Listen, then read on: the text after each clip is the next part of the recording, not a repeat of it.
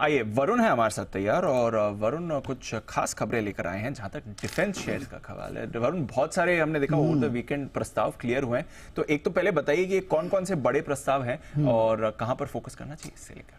तो दीप, आपको याद होगा हम जब लिंक करते थे, इसके पहले मुझे याद है कोविड के समय से हमने ये लिंक करना शुरू किया था कि घर पे हमारे यानी कि भारत में अब डिफेंस की जितने भी इक्विपमेंट्स है उसकी मैन्युफैक्चरिंग शुरू होगी और हम एक्सपोर्ट्स भी करेंगे। और उसी के तहत आप देखिए लगातार अब भारत में बनने वाले जो डिफेंस इक्विपमेंट्स है उसके लिए ऑर्डर्स जारी हो रहे हैं। सरकार ने ओवर द वीकेंड करीब 45,000 के रक्षा खरीद के प्रस्ताव जो है उनको यहाँ पे पास किया है, मंजूरी दी है। इस खरीद में अगर आप देखेंगे तो काफ़ी सारे नए फाइटर प्लेन्स है, लाइट आर्म्ड मल्टीपर्पस व्हीकल है, एयर टू सरफेस मिसाइल है। और ये बनाने का काम कौन करता है? आप देखिए BML, टाटा मोटर्स जैसी कंपनियां जो है वो आर्म्ड मल्टीपर्पस व्हीकल बनाने का काम करती है। इसके अलावा Bharat dynamics, BEL, data pattern जैसी कंपनियां जो है, अस्त्र माइक्रो जैसी कंपनियां जो है वो काफ़ी हद तक बाकी चीज़ें बनाती है। सर्वे शिप्स के लिए भी ऑर्डर दिया गया है और ये बनाने का काम अगर आप देखेंगे तो गार्डन रीच शिप बिल्डर करती है। तो ऐसे काफ़ी सारे जो इक्विपमेंट्स है उनको बनाने का ऑर्डर जो है यहाँ भारतीय कंपनियों को दिया गया है। मैं आपको बता दूं कि FY17 तक अगर आप देखते तो कुल भारत में जो बनने वाले डिफेंस इक्विपमेंट है वो करीब 74,000 करोड़ के आसपास के थे। अब ये आंकड़ा जो है 1 लाख करोड़ को भी पार कर चुका है। FY23 में अगर आप देखते तो ये आंकड़ा 1 लाख करोड़ को पार कर चुका था। FY22 में करीब 95,000 करोड़ का था और इस बार अगर आप देखेंगे तो 45,000 करोड़ ऑलरेडी मिल चुका है। आने वाले दिनों में शायद इससे ज्यादा भी मिल सकता है। 2024-14 में अगर आप देखते तो भारत से जो एक्सपोर्ट होने वाले डिफेंस इक्विपमेंट्स थे वो महज 686 करोड़ के थे। अब ये बन के 16,000 करोड़ के भी ऊपर जा चुके हैं। तो ये आपको याद रखना होगा कि हम केवल भारत में बना ही नहीं रहे हैं बल्कि एक्सपोर्ट भी कर रहे हैं। और आप देखिए पिछले 3 साल में किस हिसाब से डिफेंस का जो एलोकेशन है वो भी बढ़ा है। 4.71 लाख करोड़ से बढ़ के करीब 6 लाख करोड़ के आसपास आया है। डिफेंस क्षेत्र में अगर आप देखेंगे तो काफ़ी कुछ हो रहा है। ऑर्डर बुक्स कंपनियां की लगातार बढ़ते जा रही है। भारत डायनामिक्स देखिए करीब 65,000 करोड़ के आसपास की ऑर्डर बुक है। इसके अलावा बाकी कंपनियों को भी अगर आप देखेंगे, माफ कीजिएगा, भारत इलेक्ट्रॉनिक्स के, भारत डायनामिक्स की ऑर्डर बुक करीब 20,000 करोड़ के आसपास की है। और इनमें सबसे बड़ा तो HAL है, इसको ऑर्डर बुक तो सबसे ज़्यादा है। तो कहीं ना कहीं डिफेंस कंपनियां जो है उनको लगातार ऑर्डर मिल रहे हैं।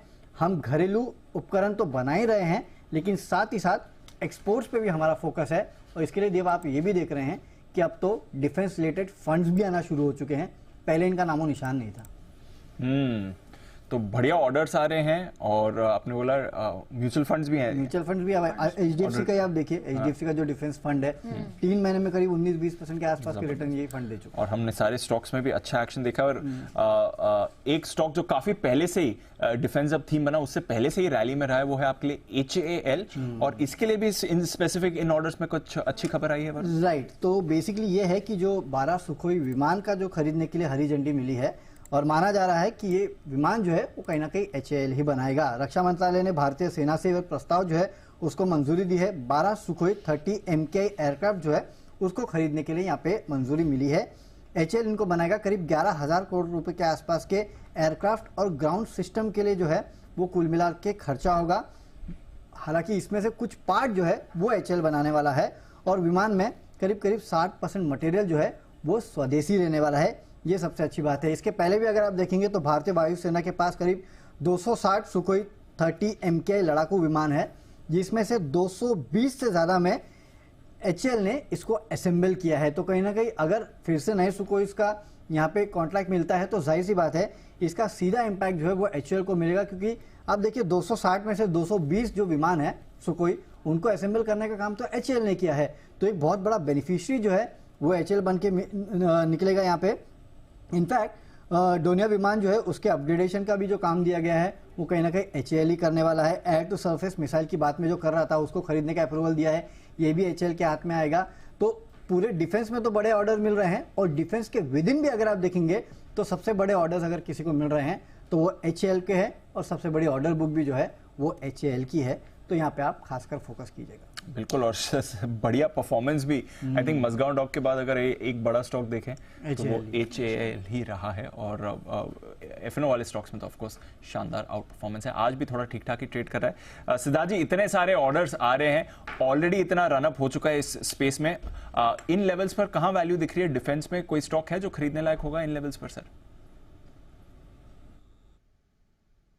बिल्कुल दीप, और पूरा ही डिफेंस स्पेस को आज जो हम पिछले एक साल या एक साल के पहले हम जो एक साइड सेक्टर या प्रॉक्सी सेक्टर देखते थे, आज वो आने वाले 3 सालों में मेन सेक्टर बन जाएगा। और जैसे ही वरुण बता रहे हैं कि अब भारत एक्सपोर्ट करने लगा है, बहुत सारे उत्पादन इंडिजीनियस भारत में ही हो रहे हैं, उन पूरे ही समूह में आपने जो स्टॉक की इतनी चर्चा की, वही stock top of the radar है हमारे, और वो है Hindustan aeronautics, HAL। Fighter jets बनाने वाली कंपनी, डिफेंस के लिए मेंटेनेंस, मैन्युफैक्चरिंग दोनों का काम करता है, और 82,000 करोड़ का ऑर्डर बुक है, जो 3x ऑफ द रेवेन्यू है। तो HAL पे ही जरूर से खरीदारी करनी चाहिए।